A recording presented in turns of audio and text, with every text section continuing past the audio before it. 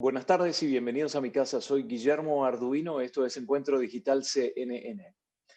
Bueno, pasó un día de la asunción del presidente Joe Biden. Estaban todos los ojos puestos sobre todo por la incertidumbre en términos de seguridad con posterioridad a los hechos del 6 de enero en el Capitolio, etcétera. Ustedes ya saben, de conocimiento global, pero afortunadamente la situación, la transición fue pacífica y por el momento no ha habido ningún tipo de erupción, vamos a decir. Ya esperamos también las repercusiones políticas, obviamente, porque la situación global está bastante complicada y este es un país muy importante, todavía continúa siendo el país más importante del mundo, así que podemos esperar algo de ese efecto, esas réplicas por estos cambios. Vamos a analizar esta instancia y lo que podemos ver, de acuerdo con los primeros movimientos, con Hernán Molina, analista político desde Los Ángeles. Hernán, ¿cómo estás?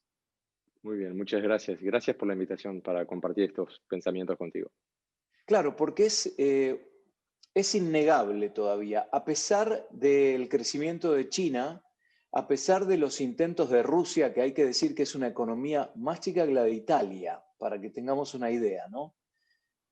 A pesar de los países del BRIC y sus intentos por posicionarse como líderes, a pesar de la Unión Europea, todavía Estados Unidos sigue siendo la economía más grande del mundo, por lo tanto, el efecto que tiene es muy significativo. ¿Cómo analizas los días de el 6 de enero al día de hoy? Grandes cambios. Sí, grandes cambios, porque yo creo que a pesar de que el 2020 fue un año obviamente muy convulsionado en el que muchísima gente tomó conciencia de el poder que tienen como ciudadanos en un país donde no es obligatorio votar y de cierta manera muchísima gente vivía la democracia de una forma muy apática, ¿no? O sea, muy desconectada de su rol como ciudadano, de su rol cívico.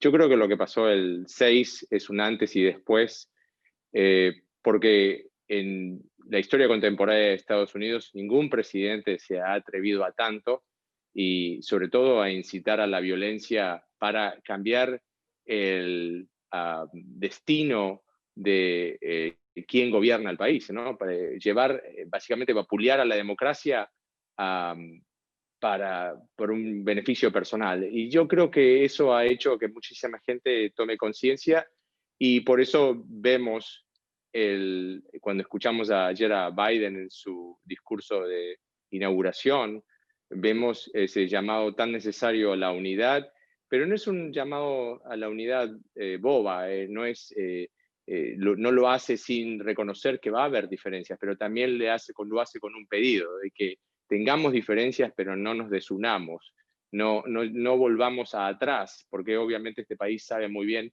de lo que es la pelea interna, ¿no? La pelea fratricida. La guerra civil fue un claro exponente de eso. Así yo creo que lo que estamos viviendo es un nuevo momento y está lleno de simbolismos que son metamensajes hacia la población de que hay un cambio de rumbo. Y además el hecho de que los tres expresidentes, teniendo en cuenta que Jimmy Carter también está vivo, pero no pudo asistir, pero tres vicepresidentes de distintas banderas políticas estaban en la transición, mandaron un mensaje, las mujeres estaban también, se condujeron todos en forma muy civilizada.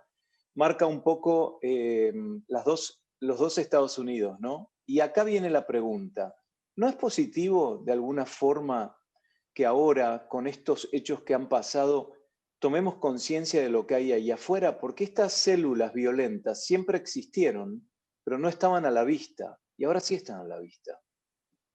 Tal cual. No nos olvidemos que este es un país que tuvo un ataque de violencia, de terrorismo doméstico interno muy severo en el año 1993 con Timothy McVeigh. Murieron creo que más de 100 personas.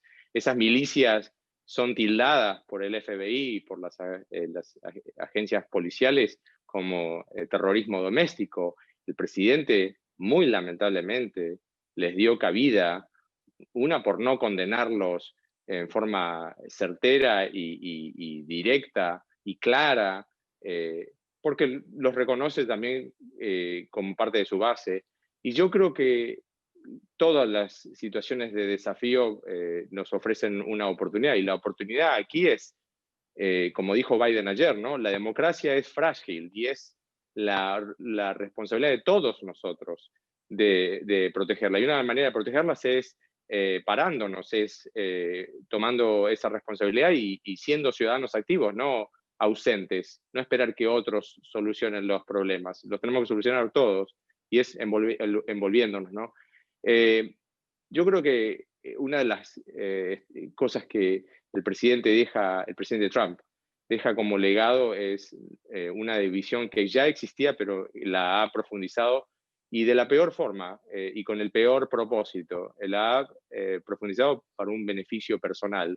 No vimos lo último, porque yo siempre les recuerdo a la gente que a partir de haber perdido la elección en el 3 de noviembre, y haber llevado adelante con el consenso y el apoyo del Partido Republicano, de la dirigencia del Partido Republicano, recaudó millones de dólares para supuestamente pelear lo que él llamaba el steal, o sea, el robo de la elección, y esos millones de dólares los tiene y va a condicionar campañas para después designar o influenciar quiénes van a ser los representantes en la próxima elección de Cámara de Representantes en elecciones de medio término en 2022. O sea que Trump va a seguir siendo una figura relevante y en las próximas semanas vamos a ver más, vamos a escuchar más porque viene el juicio político en el Senado, ¿no? Así que tiempos difíciles enfrente nuestro, sin ninguna duda, y con Trump siguiendo metido en el medio, ¿no?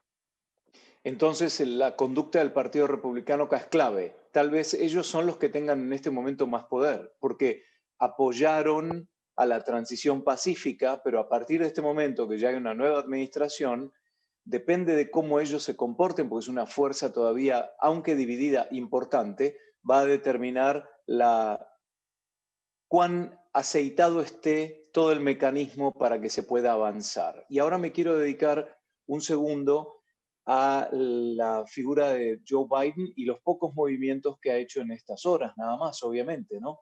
Pero debería ser una administración de transición y con pocos cambios o con cambios radicales, porque el país está dividido. Hay muchos que votaron por la imagen de Donald Trump. Muchos se habrán arrepentido después de los hechos del 6 de enero, pero hay muchos que apoyan a la oposición, hoy la oposición.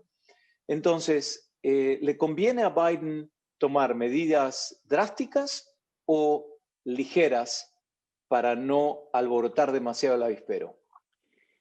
Qué buena pregunta y qué problema tiene Biden encima. Una, porque llega al poder representando un movimiento, no es un partido pequeño que no tiene diversidad.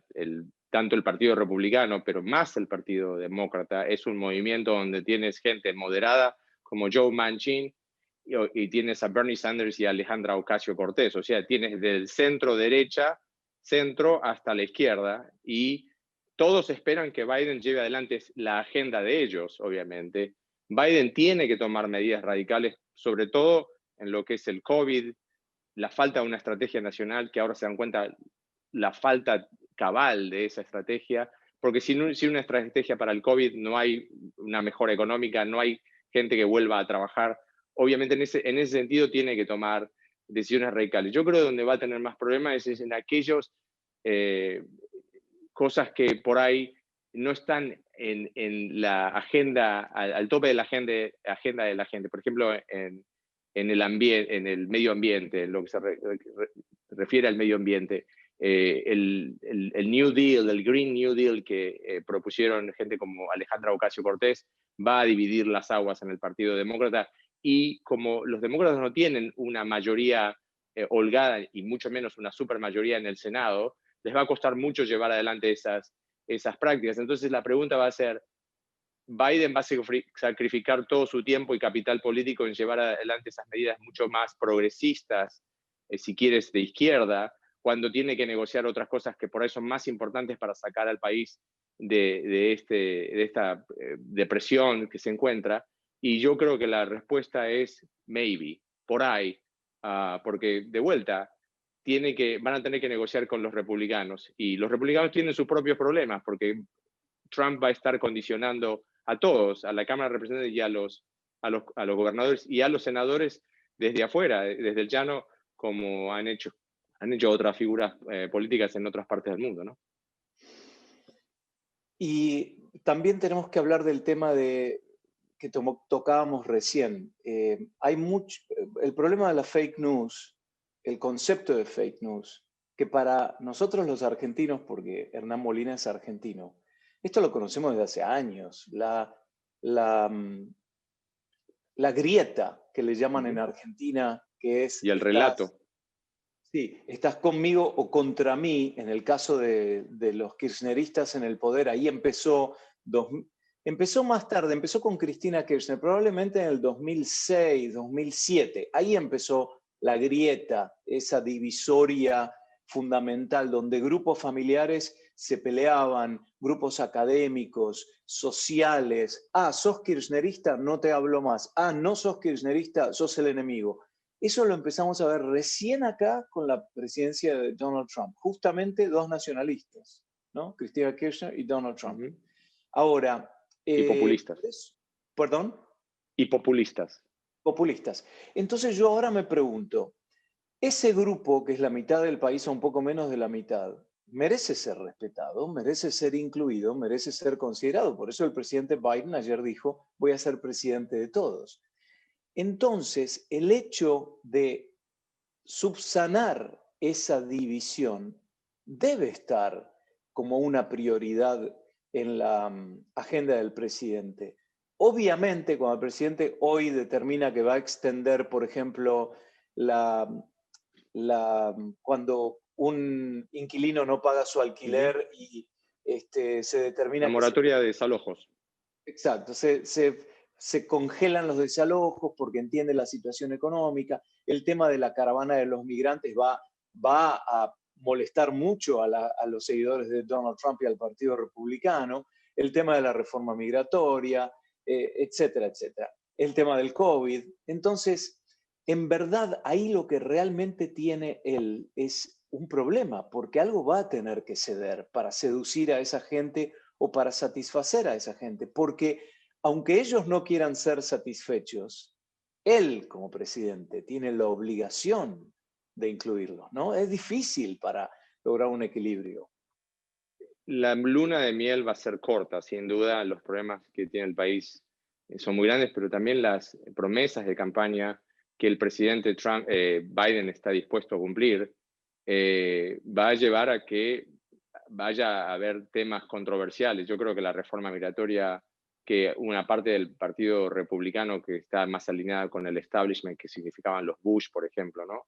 Apoya esa reforma, pero con Trump habiendo tenido una retórica tan anti-inmigrante y sus 4 años plagados de decisiones contra cualquier clase de reforma migratoria o políticas hacia el inmigrante sensibles, creo que ya eso viene un tema condicionado que va a ser problemático. Pero déjame que yo agregue una cosa. A ese problema que tiene Biden también tiene que, como usó también en Argentina el kirchnerismo, con medios oficiales y un programa de televisión como 678, que es básicamente una arenga hacia los seguidores de Cristina Kirchner particularmente, aquí está la cadena Fox. Entonces, yo creo que contra esa cadena particularmente que ha hecho muy poco periodismo y bastante de propaganda política y de difundir mentiras, básicamente, ayudar al presidente a instalar la mentira de que le robaron la elección, eso es muy difícil de pelear. Y aparte ahora el presidente tiene también la oportunidad, a través de esos fondos que recaudó antes, de o crear su propia cadena o asociarse con estas dos cadenas más pequeñas, si se les puede llamar cadenas, medios que son básicamente repetidores de lo que Trump dice, ¿no? La palabra de Trump. Entonces yo creo que Biden la tiene complicada, pero también los republicanos más establishment la tienen complicada también. ¿Cuáles son esas dos cadenas a las que te referís? Newsmax y OAN. Exactamente. Sí. Yo creo que ahí van a tener... Fox News, sin embargo, tuvo un cambio. Además, Fox News tiene una dualidad. Por un lado, hay programas de opinión, netamente de opinión, como Tucker Carlson, Hannity, estaba antes Laura Bill Ingraham. O'Reilly, Laura Ingraham. Claro, esos. Y después tienen los que son de información, como puede ser Bill Hammer, las chicas, no recuerdo, Martha, ¿cómo se llama Martha, apellido? Martha McCallum. Bueno, antes cuando estaba Shepard, ¿no? Shepard Smith, hay un montón de personas verdaderamente que hacen periodismo tradicional, obviamente como uno sirve a la audiencia de Fox es diferente de la de CNN, entonces va a tener la elección de noticias va a ser distinta. Pero últimamente, debido a que Fox News no transó 100% con lo que los seguidores radicales del presidente querían escuchar, se fueron y hoy tiene un problema de audiencia importante. Por lo tanto, es interesante ver esos productos también para entender cómo piensa la otra persona, porque yo que tengo mis ideas políticas que no voy a revelar, pero que evidentemente tengo derecho a tenerlas, yo veo a mis vecinos, ¿no? Y yo quiero saber qué es lo que piensan. No Ujú. quiero simplemente decir, bueno, no piensan como yo, no estoy interesado. No, al contrario. Lo mismo, yo insisto con mis amigos y familiares en Argentina, hay periódicos que obviamente tienen una tendencia. Hay que leer lo que a uno no Claro. le gusta leer también, para entender cómo funciona la mente de la otra persona, porque en definitiva todos somos políticos y todos vamos a tener que ceder para poder salir adelante. Si no, esto no se arregla. Sí, yo creo que dentro del Partido Republicano hay obviamente una base sólida que sigue a Trump y cree a ciegas o toma como palabra de Dios lo que habla Trump. Y yo creo que esa es una base de 30 a 35%. Y Hay una parte esa es una buena pregunta. ¿Cuánto después del 6 de enero, aquellos que apoyaban a Donald Trump, crees que el partido ha perdido? bueno, yo creo que obviamente hay una gran, o sea, yo diría que es 30 a 35% la base sólida de Trump, que no importa lo que el presidente haga o diga, que justifican el ataque al Congreso porque les estaban robando la Constitución y siguen la definición que usó el presidente de tildarlos de patriotas, por ejemplo, ¿no? Hicieron algo que fue patriótico. Pero hay una parte también del Partido Republicano que también tiene por ahí pensamientos como muchos independientes, que tienen dudas, que quieren hablar. Y yo creo que lo que tú decías, a esa gente también hay que escucharla, hay que escucharlos a todos, obviamente. Pero a la gente que yo creo que son independientes, aquellos republicanos que son moderados, um, que Moderados, ven con, definime por favor moderados. gente que está dispuesta a hablar de una reforma Que migratoria, son que no ven, radicales. Claro. exacto, no son lo opuesto de radicalizados, exactamente. Ok. Yo creo que están dispuestos a escuchar y que no están contentos con lo que vieron en televisión. Les pareció un extremo. Y creo que el término que usó Biden ayer, por ejemplo, de denunciar el extremismo, es muy importante, porque hay que denominarlo como es. Fue un extremismo. Y Trump cada vez se extremizó más, se hizo más fringe, o sea, como usamos en inglés, cada vez se radicalizó más, se hizo más marginal, pero de vuelta, todo por una cuestión de personal, un beneficio personal. Es decir, Eh, lo que está diciendo Hernán es que es un oportunista. ha sido, es más, lo ha sido desde siempre, porque el presidente Trump sabíamos que había financiado campañas de demócratas, es más, por mucho tiempo apoyó a candidatos demócratas más que republicanos y cuando vio la oportunidad de que el Partido Republicano iba a tener las primarias y que podía presentarse, creo que él nunca pensó que iba a llegar, pero finalmente llegó y bueno, dijo, esta gente me sigue a mí sin ningún cuestionamiento. Acordate esa expresión del presidente de que puedo matar a alguien en la Quinta Avenida y nadie me va a decir nada. Eso Claro. habla de la lealtad a ciegas que tiene su base contra él, pero yo no, igualmente a lo que voy es que creo que hay una parte del Partido Republicano que si Biden logra estabilizar la economía y hacerla crecer, como se supone que va a ocurrir una vez que la vacuna empiece a otorgar inmunidad de rebaño a la mayoría de la gente y la economía salga adelante, yo creo que mucha gente va a ver por ahí con mejores ojos, no digo completamente buenos ojos, pero con mejores ojos a la administración Biden, porque de última la economía siempre hace cambiar muchísimo a la opinión de la gente sobre el gobierno. Sí, claro. Y de hecho, muchos republicanos apoyaban a Donald Trump por el tema de los recortes impositivos, porque Exactamente. hay mucha gente que cuando se dio cuenta que Trump no iba a ser reelegido, tuvo que hablar con sus abogados y escribanos para empezar a mover el dinero antes de que la nueva ley supuestamente les complique el tema de cómo le dejan a sus hijos la fortuna, etcétera, lo cual indica que el interés era netamente económico. Ahora, decías, 30-35% es una base radicalizada que lo sigue a él.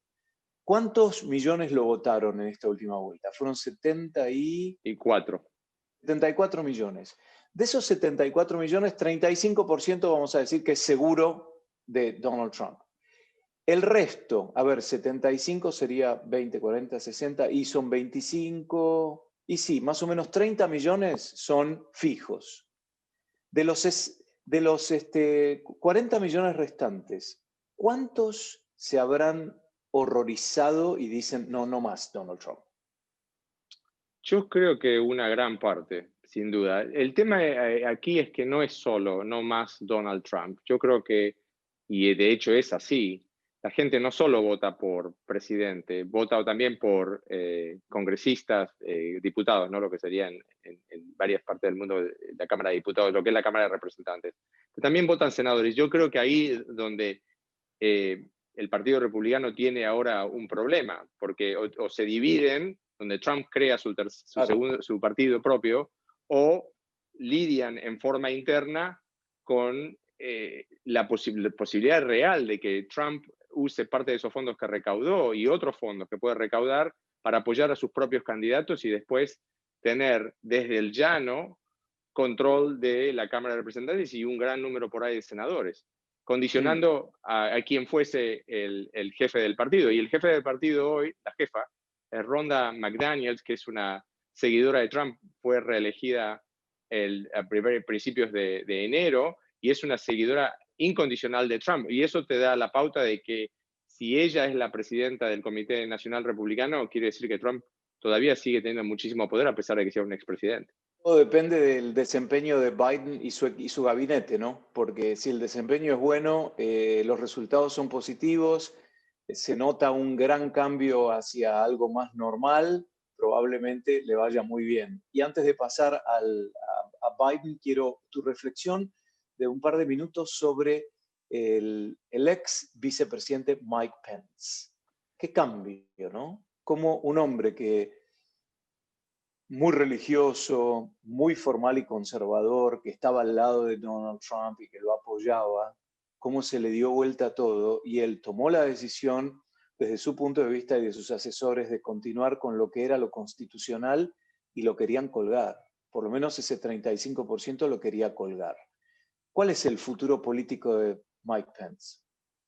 Mike Pence camina a ese precipicio entre la nada y el suicidio político, porque antagonizar a Trump significa también antagonizar a su base, que viniendo de ex gobernador de Indiana, tiene una gran base que sigue a Trump ahí. Y yo creo que ese es el dilema que tienen muchos republicanos que tienen ambición en el futuro y que, por ejemplo, no tienen ese problema los Mitch McConnells del mundo, porque Mitch McConnell a los 76 años o 78 que tiene ahora, ya reelecto ahora en enero, le quedan 6 años, seguramente a los 84 no se presente de vuelta, y hoy tiene la libertad de hablar y por eso pone en duda si va a votar o no a favor del juicio político. Pero eso no es Mike Pence y no lo son nosotros.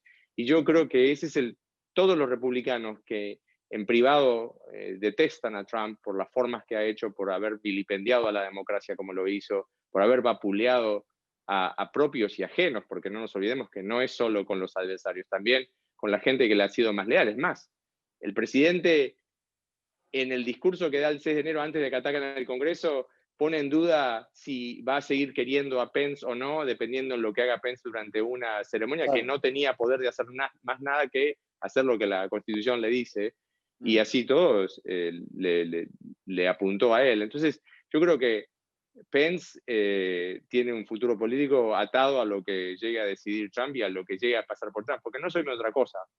La imagen de Trump hoy está deteriorada, pero puede estar muchísimo más deteriorada si futuras investigaciones revelan escándalos que hoy la mayoría de la gente no sabe. Entonces, eso también depende, ¿no?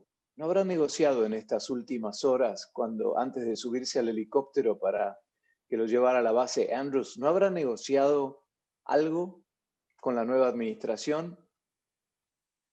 Todo es posible. Yo creo que ese es otro tema para Biden, ¿no? Porque Biden no quiere seguir poniendo energía y que, no, que Trump siga acaparando la atención, porque Biden necesita gobernar, necesita sacar al país de este pozo en el que estamos.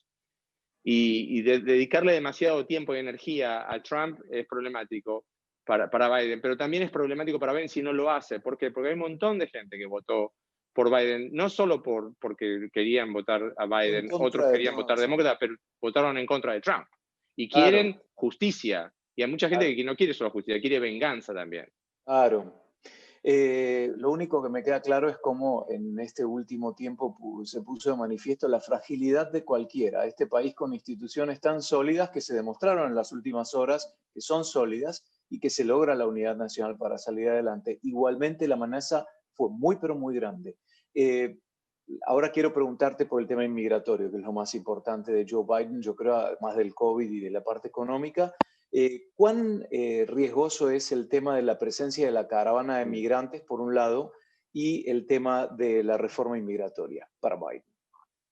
Yo creo que realmente le causa un problema no solo a Biden, sino a los demócratas. Tener una caravana viniendo, una caravana que dice que Biden los va a dejar entrar, que básicamente vienen a instalarse aquí en el país, cuando hasta los votantes más moderados, los independientes, que están dispuestos a hablar de una eh, reforma migratoria, no quieren tampoco ver al país como un país ultrajado y un país sin fronteras, ¿no? O sea, creo que hasta la gente más razonable le causa escozor ver cómo de repente cientos de miles de personas se abalanzan sobre el país como si este fuera un país sin leyes. Y eso va a impactar sin duda en el debate y creo que predispone negativamente cualquier posibilidad de reforma, sobre todo de vuelta, cuando los demócratas no tienen el lujo de tener 60 escaños como para poder cerrar cualquier clase de debate en el Senado y aprobar una ley. Va a llevar muchos consensos y la caravana es un problema sin ninguna duda. Evidentemente también la relación internacional con estos países que toca la caravana va a ser fundamental, porque Donald Trump lo manejó bastante bien, tratando de que no fuera un problema para Estados Unidos y negoció con estos países que los contuvieron. Vamos a ver qué hace Biden, porque en realidad la caravana puede estar motivada por sueños económicos, pero también no podemos ignorar la inestabilidad y la violencia de esos países y que esta gente lo ve como la única salida, especialmente cuando tiene familiares acá o conocidos acá que les podrían dar una mano. Entonces, es una situación muy, pero muy complicada que uno se puede convertir en Dios o en diablo de acuerdo con un comentario que haga sobre el tema, porque en el medio hay gente vulnerable, porque no son multimillonarios los que están caminando, es gente vulnerable y muchos ahora tienen que volver a la humillación y a la violencia y a la pobreza en la que estaban sometidos. 30 segundos, Hernán, para tu Por cierre. eso yo creo, para completar este tema, yo creo que es muy importante tener una visión más allá de la reforma migratoria, tener una visión hacia Latinoamérica donde se apoya a las instituciones, se apoya a los países para que se puedan desarrollar y puedan contener a su gente, dándole a la gente de ellas no solo un bienestar económico, sino también la seguridad, porque muchas de estas personas, como por ejemplo en el caso de Honduras, están sujetos al miedo de que van a ser acribillados por los narcos o por bandas criminales. Entonces, ahí yo creo que hay que volver un poco al trabajo que hizo la administración Obama con los países de Centroamérica y fomentar el desarrollo. Este es el principio. Veremos mucho y charlaremos mucho sobre el tema. Hernán Molina, analista político desde Los Ángeles. Gracias. Gracias a ti, un gusto. Y a ustedes también por acompañarnos. Soy Guillermo Arduino desde mi casa en la ciudad de Atlanta. Esto es Encuentro Digital CNN. Hasta la próxima.